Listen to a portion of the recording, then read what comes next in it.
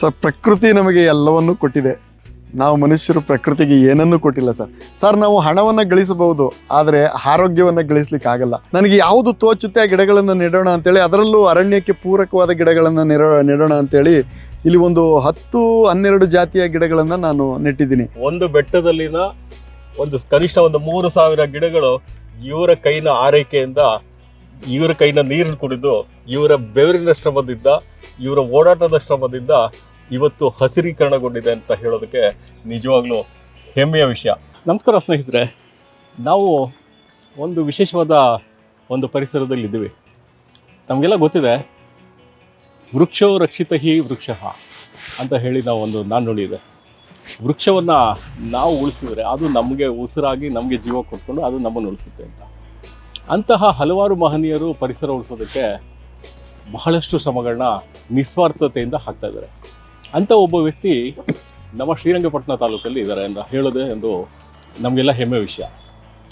ಅವ್ರನ್ನ ನಾವು ವಾಟರ್ ರಮೇಶ್ ಅಂತ ಕರಿತೀವಿ, ಜೊತೆಗೆ ಸಾಹಿತಿ ರಮೇಶ್ ಅಂತ ಕರಿತೀವಿ, ಗಾಯಕ ರಮೇಶ್ ಅಂತ ಕರಿತೀವಿ, ಜೊತೆಗೆ ಪರಿಸರ ರಮೇಶ್ ಅಂತ ಪ್ರಸಿದ್ಧಿಯಾಗಿದ್ದಾರೆ. ಈಗಾಗಲೇ ಹಲವಾರು ಮಾಧ್ಯಮಗಳಲ್ಲಿ ಅವ್ರದ್ದು ಬಗ್ಗೆ ಸಾಕಷ್ಟು ಬಂದಿದೆ. ಈಗ ಹೊಸ ವಿಷಯ ಅಂದರೆ ಪರಿಸರ ಸಂರಕ್ಷಣೆ ಜೊತೆಗೆ ಹಾಡು ಹೇಳ್ತಾ, ಆ ಗಿಡಗಳಿಗೂ ಹಾಡನ್ನು ಅಮೃತ ಉಣಿಸ್ತಾ ಆ ಗಿಡಗಳ ಸೇವೆ ಮಾಡ್ತಾ ಇದ್ದಾರೆ. ಹೀಗೆ ಮಾಡ್ತಾ ಮಾಡ್ತಾ ಈ ಎಲೆಮರೆಕಾಯಿ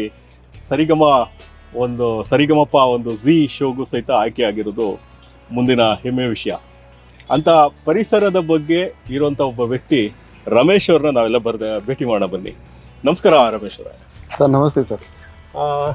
ರಮೇಶ್ ನಿಜವಾಗ್ಲೂ ಒಂದು ಭಾವಗೀತೆಯಲ್ಲಿ GS ಶಿವರುದ್ರಪ್ಪ ಅವ್ರ ಭಾವಗೀತೆಯಲ್ಲಿ ಒಂದು ಸಾಲು ಬರುತ್ತೆ, ಹಾಡು ಹಕ್ಕಿಗೆ ಬೇಕೆ ಬಿರುದು ಸನ್ಮಾನ, ಎದೆ ತುಂಬಿ ಹಾಡಿದೆನು ಅಂದು ನಾನು. ಒಂದು ಹಾಡಿನಲ್ಲಿ ಹಾಡು ಹಕ್ಕಿಗೆ ಬೇಕೆ ಬಿರುದು ಸನ್ಮಾನ ಅನ್ನೋ ಒಂದು ನಾಣ್ಣುಡಿಗೆ ಅರ್ಥವಾಗಿ ಬದುಕೋ ಒಬ್ಬ ವ್ಯಕ್ತಿ ನಮ್ಮ ರಮೇಶ್ ಅವರು.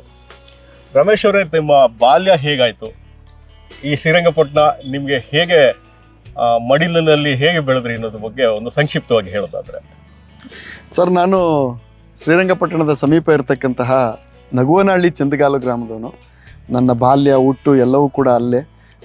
ನನ್ನ ಕುಟುಂಬದವರು, ನನ್ನ ತಂದೆ ತಾಯಿಗಳು ಅಪ್ಪಟ ಕೃಷಿಕರು, ವ್ಯವಸಾಯದ ಒಂದು ಕುಟುಂಬದಿಂದ ಬಂದವನು. ಅಂದಿನಿಂದಲೇ ನನಗೆ ಅಪಾರವಾದಂತಹ ಒಂದು ಕಾಳಜಿ ಗಿಡ ಮರಗಳ ಮೇಲೆ ಇತ್ತು. ಯಾಕೆಂದರೆ ಇಂದಿನವರು, ನಮ್ಮ ತಾತ ತಂದೆಯವರೆಲ್ಲ ದನಗಳನ್ನು ಕಟ್ಟಾಕಲಿಕ್ಕೆ ಜಮೀನಿನ ಬದುಗಳಲ್ಲಿ ಅಥವಾ ಕಾಲುವೆ ಏರಿಗಳ ಮೇಲೆ ಒಂದಷ್ಟು ಆಲದ ಕೊನೆಗಳನ್ನು ನೆಡ್ತಿದ್ರು. ನಮಗೆ ಗೊತ್ತಿಲ್ಲ ಇದೇನು ಈ ತೊಪ್ಪೆ ಉಂಡೆ ಕಟ್ಟಿ ಹಿಂಗೆಲ್ಲ ಮಾಡಿ ಇದು ಮಾಡ್ತಾರಲ್ಲ ಅಂತ. ಆಮೇಲೆ ಕೆಲವು ವರ್ಷಗಳ ನಂತರ ಅದು ಚಿಗುರೊಡೆದು ಮರ ಆಗಿ ಆ ಮರದ ಕೆಳಗಡೆ ಹಸುಗಳನ್ನ ಮೇಕೆಗಳನ್ನ ಕಟ್ತಿದ್ದು, ನಾವು ಕೂಡ ಅಲ್ಲೇ ಕೂತ್ಕೊಳ್ಳೋದು, ವಿಶ್ರಮಿಸೋದು ಎಲ್ಲ ಮಾಡ್ತಿದ್ವಿ. ಆವಾಗ ನಮಗೆ ಏನು ಅರಿವಿರಲಿಲ್ಲ, ಈಗ ಯಾಕೆ ನೆಡ್ತಾರೆ ಇವರು ಏನು ಅಂತ. ಸೊ ಅಂಥ ಇದನ್ನೆಲ್ಲ ನೋಡ್ತಾ ಬಂದವರು ನಾವು. ಪ್ರಸ್ತುತ ಇವತ್ತಿನ ವಿದ್ಯಮಾನಗಳನ್ನು ಗಮನಿಸಿದಾಗ ಇಂದಿನವರು ಯಾಕೆ ನೆಡ್ತಿದ್ರು, ಗಿಡಗಳನ್ನ ಮರಗಳನ್ನ ಉಳಿಸ್ತಾಯಿದ್ರು ಅನ್ನೋದು ನಮ್ಮ ಮನಸ್ಸಲ್ಲಿ ಅಚ್ಚಳಿದೆ ಉಳಿತು. ಅದು ಬಾಲ್ಯದಲ್ಲಿ ನಮ್ಮ ಮೇಲೆ ಅಷ್ಟು ಪರಿಣಾಮವನ್ನು ಬೀರಿತ್ತು ಸರ್. ನಿಜವಾಗ್ಲೂ ಒಂದು ಹೆಮ್ಮೆಯ ವಿಷಯ. ಪರಿಸರದ ಮಣ್ಣಿನಲ್ಲಿ, ನಮ್ಮ ಹಳ್ಳಿಯ ಮಣ್ಣಿನಲ್ಲಿ ಬೆಳೆದಂಥ ಒಂದು ಪ್ರತಿಭೆ ನೀವು. ಎಲ್ಲರೂ ಇದಾದಾಗ ನಾವು ಭವಿಷ್ಯದಲ್ಲಿ ದುಡ್ಡು ಮಾಡಬೇಕು, ಆಸ್ತಿ ಮಾಡಬೇಕು, ಪಟ್ಟಣಕ್ಕೆ ಹೋಗಿ ಸೇರ್ಕೊಳ್ಳೋಣ ಅನ್ನೋವಂಥ ಈ ಪರಿಸ್ಥಿತಿನಲ್ಲಿ ನೀವು ಕರಿಘಟ್ಟಕ್ಕೆ ಹೇಗೆ ಜೊತೆ ಬಿದ್ರಿ, ಅಥವಾ ಕರಿಘಟ್ಟ ಹೇಗೆ ನಿಮ್ಮನ್ನು ಅಪ್ಪಿಕೊಂತು, ಇದ್ರ ಬಗ್ಗೆ ಏನು ಮಾಹಿತಿ ಕೊಡ್ತೀರಾ ತಾವು? ಸರ್, ಪ್ರಕೃತಿ ನಮಗೆ ಎಲ್ಲವನ್ನೂ ಕೊಟ್ಟಿದೆ. ನಾವು ಮನುಷ್ಯರು ಪ್ರಕೃತಿಗೆ ಏನನ್ನೂ ಕೊಟ್ಟಿಲ್ಲ ಸರ್. ಸರ್, ನಾವು ಹಣವನ್ನು ಗಳಿಸಬಹುದು, ಆದರೆ ಆರೋಗ್ಯವನ್ನು ಗಳಿಸ್ಲಿಕ್ಕೆ ಆಗಲ್ಲ. ಆ ಆರೋಗ್ಯ ಬೇಕು ಅಂದರೆ ನಮ್ಮ ಸುತ್ತಮುತ್ತಲಿನ ಪರಿಸರ ಚೆನ್ನಾಗಿರಬೇಕು, ಪ್ರಕೃತಿ ಚೆನ್ನಾಗಿರಬೇಕು. ಈ ಒಂದು ಉದ್ದೇಶ ನನ್ನಲ್ಲಿದೆ. ಒಂದು ಬಾರಿ ನಾನು ಕರಿಘಟ್ಟಕ್ಕೆ ವೆಂಕಟರಮಣ ಸ್ವಾಮಿ ದರ್ಶನ ಮಾಡಲಿಕ್ಕೆ ಪ್ರತಿ ಶನಿವಾರ ಬರ್ತಾ ಇದ್ದೆ, ನನ್ನ ಬಿಡುವಿನ ಇದರಲ್ಲೆಲ್ಲ. ಸೊ ಅಂಥ ಒಂದು ಸಂದರ್ಭದಲ್ಲಿ ಇಡೀ ಬೆಟ್ಟವನ್ನೆಲ್ಲ ಸುಟ್ಟು ಕಪ್ಪುಗೆ ಮಾಡಿ ಬೆಟ್ಟ ಎಲ್ಲವೂ ಕೂಡ ಕರಕಲಾಗಿತ್ತು. ಸೊ ಅಂಥ ಒಂದು ಸಂದರ್ಭದಲ್ಲಿ ನನಗೆ ಭಾರಿ ವೇದನೆ, ನೋವು ಉಂಟಾಯಿತು. ಇಷ್ಟೊಂದು ಸುಂದರವಾದ ಪ್ರಕೃತಿ ತಾಣವನ್ನು ಈಗೆಲ್ಲ ಮಾಡಿದಾರಲ್ಲ, ಯಾಕೆ ಏನು ಅನ್ನೋ ಒಂದು ಕುತೂಹಲ, ಜಿಜ್ಞಾಸೆ, ಕಾರಣಗಳು ನನ್ನಲ್ಲಿ ಪ್ರಶ್ನೆ ಮೂಡ್ತಾ ಬಂತು. ಸೊ ನಾನು ಸ್ಥಳೀಯರನ್ನು, ಅಲ್ಲಿ ಹೂ ಮಾರಾಟ ಮಾಡೋರು ಅಥವಾ ವ್ಯಾಪಾರ ಮಾಡುವಂಥವ್ರನ್ನ ವಿಚಾರಿಸಿದಾಗ ಗೊತ್ತಾಯಿತು, ಈ ಬೆಟ್ಟಕ್ಕೆ ಒಂದು ಶಾಪ ಇದೆ. ಪ್ರತಿ ವರ್ಷ ಈ ಬೆಟ್ಟವನ್ನು ಹರಕೆಯ ರೂಪದಲ್ಲಿ ಸುಡುತ್ತಾರೆ ಎನ್ನುವಂಥ ಒಂದು ಆಘಾತಕಾರಿ ವಿಚಾರ ಗೊತ್ತಾಯಿತು. ಸೊ ಅಂತಹ ಒಂದು ಸಂದರ್ಭದಲ್ಲಿ ನಾನು ಯಾಕೆ ಈ ರೀತಿ ಮಾಡ್ತಾರೆ, ಈ ಮೌಢ್ಯತೆ ಹೆಸರಿನಲ್ಲಿ ಪ್ರಕೃತಿ ಮೇಲೆ ಎಷ್ಟು ದೌರ್ಜನ್ಯ ಮಾಡೋದು ಎಷ್ಟು ಸರಿ ಅಂತೇಳಿ ನನ್ನಲ್ಲೇ ನಾನು ಪ್ರಶ್ನೆ ಹಾಕ್ಕೊಂಡು ಅದಕ್ಕೆ ಕಾರಣಗಳನ್ನು ಹುಡುಕ್ತಾ ಹೋದೆ. ಇದನ್ನು ಹೇಗಾದರೂ ಮಾಡಿ ತಡಿಬೇಕು, ಇದನ್ನು ಹೇಗಾದರೂ ಮಾಡಿ ಈ ಸುಟ್ಟು ಕರಕಲಾಗಿರೋ ಬೆಟ್ಟವನ್ನು ಹಸಿರು ಮಾಡೋದಕ್ಕೆ ನಾನು ಒಂದಷ್ಟು ಸಣ್ಣ ಅಳಿಲು ಸೇವೆಯನ್ನು ಸಲ್ಲಿಸಬೇಕು ಅಂತ ಅವತ್ತಿನಿಂದಲೇ ನನ್ನ ಮನಸ್ಸಿನಲ್ಲಿ ಬಂತು ಸರ್. ಬಹಳ ಒಳ್ಳೆಯ ವಿಷಯ. ನೋಡಿ, ವಾಸ್ತವವಾಗಿ ನಾವು ಕರಿ ಅಂತ ಹೇಳಿದ್ರೆ, ಕರಿ ಘಟ್ಟ ಅಂತ ಹೇಳಿದ್ರೆ ಆನೆಗಳು ನೆಲೆಸಿರುವಂಥ ಒಂದು ಘಟ್ಟ. ಕರಿ ಅಂತ ಹೇಳಿದ್ರೆ ಕನ್ನಡದಲ್ಲಿ ಆನೆ ಅಂತ ಅರ್ಥ. ಆದರೆ ನಾವು ಅದನ್ನು ಅಪಾರ್ಥ ಮಾಡಿಕೊಂಡು ಕರಿಘಟ್ಟ ಅಂತ ಹೇಳಿದ್ರೆ ಅದು ಕಪ್ಪಗಿರಬೇಕು, ಅದನ್ನ ಅಲ್ಲಿರುವಂಥ ಗಿಡ ಮರಗಳನ್ನೆಲ್ಲ ಸುಟ್ಟು ಹಾಕಬೇಕು ಅನ್ನೋ ಒಂದು ಭಾವನೆ ನಾವು ಹೊಂದ್ಕೊಂಡಿರೋದು ನಮ್ಮ ಅಜ್ಞಾನದ ಒಂದು ಪ್ರತಿರೂಪವಾಗಿ ಇಲ್ಲಿ ಬರುತ್ತೆ. ಯಾಕೆಂದರೆ ಹಿಂದಿನ ಒಂದು ಕರಿಘಟ್ಟ ಅಂತ ಬರೋದಕ್ಕೆ ಇಲ್ಲಿ ದಟ್ಟವಾದ ಕಾಡುಗಳಿದ್ವು. ಕಾವೇರಿ ಸನ್ನಿಧಿನಲ್ಲಿ ಅಥವಾ ನಮ್ಮ ಚಾಮುಂಡಿ ಬೆಟ್ಟ ಅಕ್ಕಪಕ್ಕ ಮೈಸೂರು ಸಮೀಪನೇ ಬಹಳ ಕಾಡಿತ್ತು, ದಟ್ಟವಾದ ಕಾಡಿತ್ತು. ಇಲ್ಲಿ ಆನೆಗಳು, ಹುಲಿಗಳು ಅವೆಲ್ಲ ಓಡಾಡ್ತಿತ್ತು ಅನ್ನೋ ಹೇಳೋದಕ್ಕೆ ಅವತ್ತಿನ ಒಂದು ದಾಖಲಾತಿಗಳು ಲಭ್ಯ ಇದೆ. ಆದರೆ ಈಗೇನಾಗ್ತಾ ಇದೆ, ಅದನ್ನ ಒಂದು ದಾಂಡುಡಿನ ನಾವು ಬದಲಾಯಿಸ್ಕೊಂಡು ಕರಿಘಟ್ಟನ ಕಪ್ಪು ಮಾಡಿದ್ರೆ ನಾವೇನೋ ಕುಟುಂಬ ಒಳ್ಳೇದಾಗುತ್ತೆ ಹಾಗೆ ಹೀಗೆ ಅಂತ ಅಂದ್ಕೊಳ್ಳೋದೆ ಮೌಢ್ಯತೆಯ ಒಂದು ಪ್ರತಿರೂಪ. ಈ ಒಂದು ಇದರಲ್ಲಿ ನೀವು ಒಂದು ಪಡವಾರಳ್ಳಿ ಪಾಂಡವರಲ್ಲಿ ಒಂದು ಸನ್ನಿವೇಶ ಬರುತ್ತೆ ಕ್ಲೈಮ್ಯಾಕ್ಸ್ ಅಲ್ಲಿ. ಅಂತಿಮವಾಗಿ ನೀವು ಓಡಿಸ್ತಾ ಇರಿ ಅವ್ರು ಬರ್ತಾ ಇರ್ತಾರೆ, ನೀವು ಓಡಿಸ್ತಾ ಇರೀರಿ ಅವ್ರು ಬರ್ತಾ ಇರ್ತಾರೆ ಅಂತ ಹೇಳ್ಬಿಟ್ಟು ಒಂದು ಸನ್ನಿವೇಶದೊಡನೆ ಆ ಚಿತ್ರ ಎಂಡ್ ಆಗುತ್ತೆ. ಹಾಗೆ ನೀವು ಇಲ್ಲಿ ಗಿಡ ನೆಡ್ತಾ ಇರಿ ಅವ್ರು ಬಂದು ಸುಡ್ತಾ ಇರ್ತಾರೆ, ಗಿಡ ನೆಡ್ತಾ ಇರಿ ಸುಡ್ತಾ ಇರ್ತಾರೆ ಅನ್ನೋ ಒಂದು ಸನ್ನಿವೇಶಕ್ಕೂ ಅದಕ್ಕೂ ಹೋಲಿಕೆ ಆಗ್ತಾ ಇಲ್ವಾ? ಎಷ್ಟು ಗಿಡಗಳನ್ನ ತಾವು ನೆಟ್ಟಿದ್ದೀರಾ ಇಲ್ಲಿ? ಸರ್ ನಿಜ ಸರ್, ಆ ಪುಟ್ಟಣ ಕಣಗಾಲ್ ಅವರ ಚಿತ್ರದಲ್ಲಿ ಕೊನೆಯ ಹಂತದ 2-3 ನಿಮಿಷಗಳಲ್ಲಿ ಅವ್ರನ್ನ ಓಡಿಸ್ತಾ ಇರ್ತಾರೆ, ಇವ್ರು ಬರ್ತಾನೆ ಇರ್ತಾರೆ, ನೀವು ಓಡಿಸ್ತಾನೆ ಇರ್ತೀರಿ ಅನ್ನೋ ಒಂದು ಇದು ನನಗೂ ಕೂಡ ಅನ್ವಯಿಸುತ್ತೆ. ಹೇಗೆ ಅಂತ ಹೇಳಿದ್ರೆ ಅವರು ಸುಡ್ತಾನೆ ಇರ್ತಾರೆ, ನಾನು ಹಚ್ತಾನೆ ಇರ್ತೀನಿ, ನೋಡೋಣ ನೀವು ಗೆಲ್ತಿರೋ ನಾನು ಗೆಲ್ತೀನೋ ಅನ್ನೋ ಒಂದು ಪೈಪೋಟಿಯಲ್ಲಿ ಬಿದ್ದಂತಿತ್ತು. ಆ ಪೈಪೋಟಿ ಈಗ ಒಂದು ತಾರ್ಕಿಕ ಅಂತ್ಯಕ್ಕೆ ಬಂದು ನಿಲ್ತಾ ಇದೆ ಸರ್.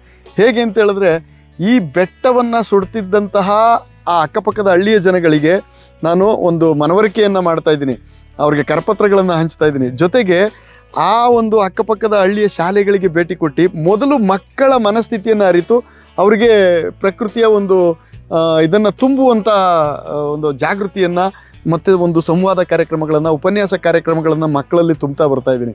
ಸೊ ಆ ಮಕ್ಕಳು ಮನೆಯಲ್ಲಿ ಹೋಗಿ ತಮ್ಮ ತಂದೆ ತಾಯಿಗಳಿಗೆ, ಪೋಷಕರಿಗೆ ನಮ್ಮ ಬೆಟ್ಟವನ್ನು ಸುಡಬಾರ್ದು, ಬೆಟ್ಟವನ್ನು ಸುಟ್ಟರೆ ಈ ರೀತಿ ಎಲ್ಲ ಪರಿಣಾಮ ಆಗುತ್ತೆ, ಬೆಟ್ಟ ಉಳಿದ್ರೆ ನಮಗೆಲ್ಲ ಒಳ್ಳೆ ಸಮೃದ್ಧವಾದ ವಾತಾವರಣ, ಗಾಳಿ, ಮಳೆ ಸೃಷ್ಟಿಯಾಗುತ್ತೆ ಅನ್ನೋ ಒಂದು ಕಾನ್ಸೆಪ್ಟ್ನ ಮಕ್ಕಳು ತುಂಬ್ತಾ ಇರೋದ್ರಿಂದ ಅವು ಹೋಗಿ ಪೇರೆಂಟ್ಸ್ಗಳಿಗೆ ತಿಳಿಸ್ತಾ ಇದ್ದಾರೆ.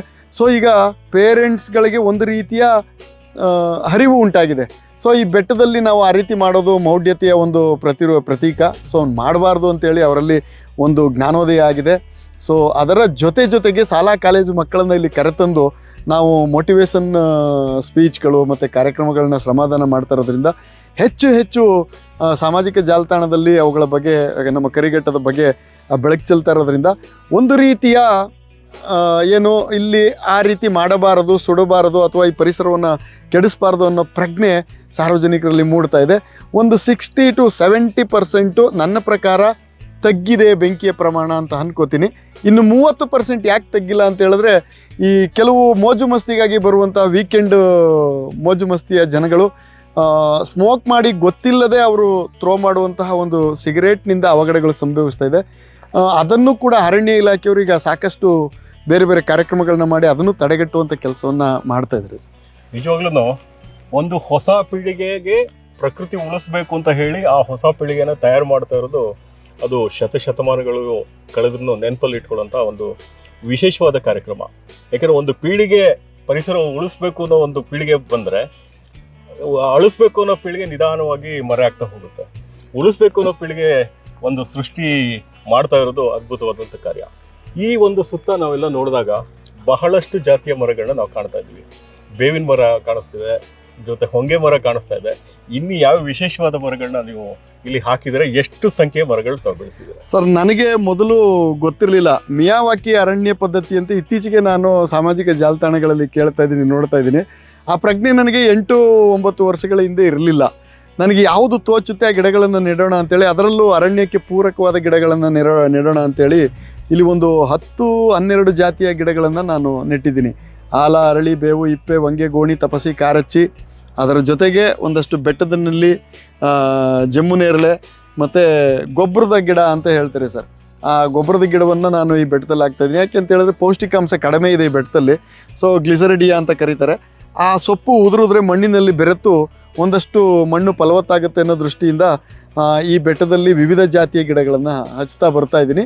ಇದುವರೆಗೆ ಸರ್ ನಾನು ಪ್ರತಿ ವರ್ಷ 200ರಿಂದ 250 ಗಿಡಗಳನ್ನು ಹಚ್ತೀನಿ. ಜನ ಕೇಳ್ತಾರೆ, ಬೇರೆಯವರೆಲ್ಲ ಕೇಳ್ತಾರೆ, ಅದೇನಕ್ಕೆ ಬರೀ ಇಷ್ಟೇ ಆಗ್ತೀಯಾ, ಒಂದು 2000-3000 ಹಚ್ಬೋದಲ್ಲ ಅಂತ. ಈ ಬೆಟ್ಟದಲ್ಲಿ ಆ ನೆಟ್ಟಂತ 250 ಗಿಡಗಳನ್ನೇ ಉಳಿಸಿ ಪೋಷಿಸುವಂಥ ಜವಾಬ್ದಾರಿ ತುಂಬ ದೊಡ್ಡದು. ಸೊ ಹಾಗಾಗಿ ನಾನು ಅಷ್ಟನ್ನೇ ಪೋಷಿಸಲು ಶಕ್ತನಾಗಿದ್ದೇನೆ, ಅಷ್ಟನ್ನೇ ಉಳಿಸ್ತೇನೆ ಅಂತೇಳಿ 200-250 ಗಿಡಗಳನ್ನು ಪ್ರತಿ ವರ್ಷ ನೆಟ್ಟು ಇದುವರೆಗೆ ಸರ್ ಬೆಟ್ಟದ ಬೇರೆ ಬೇರೆ ಭಾಗಗಳಲ್ಲಿ 3500ಕ್ಕೂ ಹೆಚ್ಚು ಗಿಡಗಳನ್ನು ನಾನು ನೆಟ್ಟಿದ್ದೀನಿ. ಅದರಲ್ಲಿ 1500-2000 ಗಿಡಗಳು ಈ ರೀತಿಯಾದಂಥ 10-15 ಅಡಿ 20 ಅಡಿ ಎತ್ತರದ ಮರಗಳಾಗಿವೆ ಸರ್. ನೋಡಿ, ಒಂದು ವಿಶೇಷ ಅಂತ ಹೇಳಿದ್ರೆ ಒಂದು ಬೆಟ್ಟದಲ್ಲಿನ ಕನಿಷ್ಠ 3000 ಗಿಡಗಳು ಇವರ ಕೈನ ಆರೈಕೆಯಿಂದ, ಇವರ ಕೈನ ನೀರು ಕುಡಿದು, ಇವರ ಬೆವರಿನ ಶ್ರಮದಿಂದ, ಇವರ ಓಡಾಟದ ಶ್ರಮದಿಂದ ಇವತ್ತು ಹಸಿರೀಕರಣಗೊಂಡಿದೆ ಅಂತ ಹೇಳೋದಕ್ಕೆ ನಿಜವಾಗ್ಲೂ ಹೆಮ್ಮೆಯ ವಿಷಯ. ಈ ಒಂದು ಅನ್ವರ್ಥನಾಮ ಪರಿಸರ ರಮೇಶ್ ಅನ್ನೋದಕ್ಕೆ ಇದು ನಿಜವಾಗ್ಲೂ ಸಾಕ್ಷಿ ಆಗುತ್ತೆ. ಹಾಗೆ ಮುಂದಕ್ಕೆ ಬರೋಣ. ನನಗೆ ಒಂದು ಅನುಮಾನ ಬರುತ್ತೆ, ಅದು ನಿಮ್ಮ ಮೇಲಿಂದ ಆರೋಪ ಅಂತ ಬೇಕಾದ್ರೆ. ನೀವು ಇಷ್ಟೆಲ್ಲ ಮಾಡ್ತಾ ಇದ್ದೀರಾ, ಹಲವಾರು ಜನ ಸಂದರ್ಶನ ಮಾಡ್ತಾರೆ, ಹಲವಾರು ವ್ಯಕ್ತಿಗಳು ಬರ್ತಾರೆ, ಹಲವಾರು ಸಂಘ ಸಂಸ್ಥೆಗಳು ನಿಮ್ಮನ್ನು ಸನ್ಮಾನ ಮಾಡುತ್ತೆ. ನೀವೆಷ್ಟು ದುಡ್ಡು ಸಂಪಾದನೆ ಮಾಡಿದ್ದೀರಾ ಅಂತ ಸರ್ ಎಲ್ರಿಗೂ ಕಾಡೋ ಪ್ರಶ್ನೆ. ಇವತ್ತಿನ ಒಂದು ಸಮಾಜದ ಒಂದು ಆಗು ಹೋಗುಗಳಲ್ಲಿ, ಇವತ್ತಿನ ಸ್ಥಿತಿಗತಿಯಲ್ಲಿ ಎಲ್ಲರೂ ಹಣ ಮಾಡ್ತಾರೆ, ಅದರಿಂದ ಏನೋ ಒಂದು ಸಿಗುತ್ತೆ ಅನ್ನೋ ಆಸೆ ಇಟ್ಕೊಂಡು ಮಾಡ್ತಾರೆ ಅಂತ. ಸರ್ ನನಗೆ ಯಾವ ಆಸೆಗಳು ಇಲ್ಲ. ಈಗ ನಮಗೆ ಮಕ್ಕಳಿಲ್ಲ, ಆ ಒಂದು ನೋವನ್ನು ಮರೀಲಿಕ್ಕೆ ಗಿಡಗಳೇ ಮಕ್ಕಳು ಅಂತ ಮಾಡ್ತಾಯಿದ್ದೀವಿ. ಸೊ ಏನನ್ನಾದರೂ ಕೊಟ್ಟು ಹೋಗಬೇಕು, ಮುಂದಿನ ಪೀಳಿಗೆಗೆ ಉಳಿಸಿ ಹೋಗಬೇಕು ಅನ್ನೋ ಒಂದು ಕಾನ್ಸೆಪ್ಟ್ ಇಟ್ಕೊಂಡು ಮಾಡ್ತಾಯಿದ್ದೀವಿ. ಸೊ ಎಲ್ಲವೂ ಪ್ರತಿಫಲವನ್ನು ಬಯಸಿ ಮಾಡಿದರೆ ಆ ಒಂದು ಕಾಯಕಕ್ಕೆ ಸೇವೆ ಅಂತ ಬರೋದಿಲ್ಲ, ಸೇವೆ ಅಂತ ಹೇಳಲಿಕ್ಕೂ ಆಗೋದಿಲ್ಲ. ಸೊ ನಾವು ಸೇವೆ ಅಂತ ಮಾಡ್ತಾ ಇದ್ದಾಗ ಎಕ್ಸ್ಪೆಕ್ಟ್ ಮಾಡೋದು ಎಷ್ಟು ಸರಿ ಅಂತ ನನ್ನ ಭಾವನೆ ಸರ್. ಹಾಗಾಗಿ ಅನೇಕ ಸಂಘ ಸಂಸ್ಥೆಗಳು ನನಗೆ ಸನ್ಮಾನಿಸಿವೆ, ಗೌರವಿಸಿವೆ, ಪರಿಚಯಿಸಿದೆ ಸಮಾಜಕ್ಕೆ ನನ್ನನ್ನು ಮತ್ತು ನನ್ನ ಹೆಸರನ್ನು, ನನ್ನ ಕಾಯಕವನ್ನು. ಸೊ ಹಾಗಾಗಿ ನಾನು ಹಣದ ಹಿಂದೆ ಬಿದ್ದಿಲ್ಲ. ಒಂದು ವೇಳೆ ಯಾರಾದರೂ ಆ ರೀತಿ ಕೊಡುವಂಥ ಮನಸ್ಥಿತಿಯವರು ನಮಗೆ ಹತ್ತಿರ ಬಂದರೆ ನಾವೇನು ಮಾಡ್ತೀವಿ ಅಂತ ಹೇಳಿದ್ರೆ, ಸರ್ ಇವತ್ತು ಒಂದು ಶಾಲಾ ಕಾಲೇಜ್ ಮಕ್ಕಳು ಬರ್ತಾರೆ, ಅವ್ರಿಗೆ ಲಘು ಉಪಹಾರದ ವ್ಯವಸ್ಥೆ ಮಾಡಿಸ್ಕೊಡಿ ಅಂತೇಳಿ ಒಂದು 4000-5000 ರೂಪಾಯಿ ಇದನ್ನು ಅವ್ರಿಗೆ ವಹಿಸ್ತೀವಿ. ಮತ್ತು ಕೊಟ್ಟಂತಹ ದಾನಿಗಳ ಹೆಸರನ್ನು ನಾವು ಫೇಸ್ಬುಕ್ ಮತ್ತು ಸಾಮಾಜಿಕ ಜಾಲತಾಣದಲ್ಲಿ ಟ್ಯಾಗ್ ಮಾಡಿ ಇಂಥವ್ರು ಸಹಕಾರ ನೀಡಿದ್ರು ಅಂತ ಕೊಡ್ತೀವಿ. ಇನ್ನೂ ಹೆಚ್ಚು ಮುಂದುವರೆದು ಹೋದಂಥವ್ರಿಗೆ ಒಂದಷ್ಟು ಸಲಕರಣೆಗಳನ್ನ ಕೊಡಿಸಿ, ಗುದ್ದಲಿ, ಹಾರೆ, ಕುಡುಗೋಲುಗಳು, ಅಥವಾ ಇನ್ನೊಬ್ಬರು ಯಾರೋ ನಮಗೆ ಇಲ್ಲ ಸ್ವಲ್ಪ ಜಾಸ್ತಿ ಏನೋ ನಿಮಗೆ ಹೆಲ್ಪ್ ಮಾಡಬೇಕು ಅಂತಿದ್ದೀವಿ ಅಂತ ಬಂದಾಗ ನಾವು ಹುಲ್ಲು ಕಟ್ ಮಾಡುವ ಯಂತ್ರಗಳನ್ನ ತೆಕ್ಕೊಂಡಿದ್ದೀವಿ ಸರ್. ಒಂದು 10-15 ಸಾವಿರ ರೂಪಾಯಿಗಳಿಗೆ ಈ ಹುಲ್ಲು ಗ್ರಾಸ್ ಕಟರ್ಗಳನ್ನ ತೆಗೆಸ್ಕೊಂಡಿದ್ದೀವಿ. ಆ ಗ್ರಾಸ್ ಕಟರ್ಗಳನ್ನ ಗಿಡಗಳ ಸುತ್ತ ಬೆಂಕಿ ಬೀಳದಿರೋ ರೀತಿ ಹುಲ್ಲನ್ನು ತೆಗಿಲಿಕ್ಕೆ ಬಳಸ್ಕೊಂಡಿದ್ದೀವಿ. ಇನ್ನೂ ಕೆಲವರು ಬರ್ತಾರೆ, ಅಂಥವ್ರನ್ನ ಬೇಸಿಗೆಯಲ್ಲಿ ಗಿಡಗಳಿಗೆ ಹೊತ್ಕೊಂಡು ಹೋಗಿ ನೀರು ಹಾಕಿ ಗಿಡಕ್ಕೂ ಶ್ರಮ ಪಡೋದ್ರ ಬದಲು ರಮೇಶ್ ಒಂದು ಮೋಟರ್ನ ತೆಗೆದುಕೊಳ್ಳಿ, ಟ್ಯಾಂಕರ್ಗೆ ಅದನ್ನು ಇಟ್ಕೊಂಡು ಆ ಮೋಟರ್ ಮೂಲಕ ಎಲ್ಲ ಗಿಡಗಳಿಗೂ ನೀರನ್ನ ಪೈಪ್ ಮೂಲಕ ಹಾಕಿ ಅಂತೇಳಿ ಅವರೇ ಕೂಡ ನಮಗೆ ಮಾರ್ಗದರ್ಶನ ಮಾಡಿದ್ರು. ಅಂಥವ್ರನ್ನೂ ಕೂಡ ಬಳಸ್ಕೊಂಡು ಒಂದು ಪುಟ್ಟ ಮೋಟಾರ್ ತೆಗೆಸ್ಕೊಂಡಿದ್ದೀವಿ.